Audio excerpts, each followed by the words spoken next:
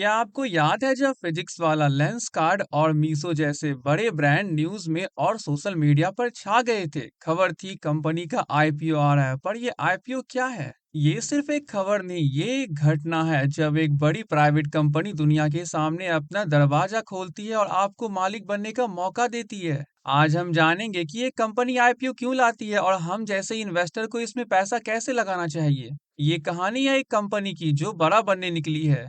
रानी एक electronic company की owner है। उन्होंने और उनके एम्प्लॉयज ने दिन रात मेहनत करके कंपनी को बहुत बड़ा बना दिया। अब कंपनी की वैल्यू 500 करोड़ है। लेकिन इसके बावजूद रानी चाहती है उसकी कंपनी अब पूरे देश में फैले, हजारों नए प्रोडक्ट्स बनाए। अब ज्यादा ग्रोथ के लिए क्या चाहिए? ऑब्वियसली बहुत ज्यादा पैसा चाहिए होगा। तो ये कहाँ से आएगा? Option one, loan debt. Bank से पैसा तो मिल जाएगा, लेकिन हर महीने भारी इंटरेस्ट चुकाना पड़ेगा, जिस वजह से रानी को ये मंजूर नहीं। ऑप्शन टू है आईपीओ इक्विटी। बहुत आसान मतलब है, रानी अपने बिजनेस के कुछ हिस्से पब्लिक को बेचेगी, पैसा लेगी और कंपनी को बड़ा करेगी। बदले में उसे किसी को इंटरेस्ट नहीं चुकाना, बल्कि कंपनी इक्विटी देगी, आपको खुद का पार्टनर बनने का मौका देगी। अब क्योंकि आपने भी अगर उस कंपनी को पैसा दिया है, ऐसे में कंपनी का एक छोटा सा पार्ट आपका है। ये पार्ट शेयर है और आप उस कंपनी के शेयर होल्डर। यही आईपीओ का मेन रीजन है। कंपनी को बड़ा बनने के लिए पैसा चाहिए और वो ओनरशिप, जिसे हमने क्या समझा, इक्विटी बेचकर ये पैसा कलेक्ट करती है।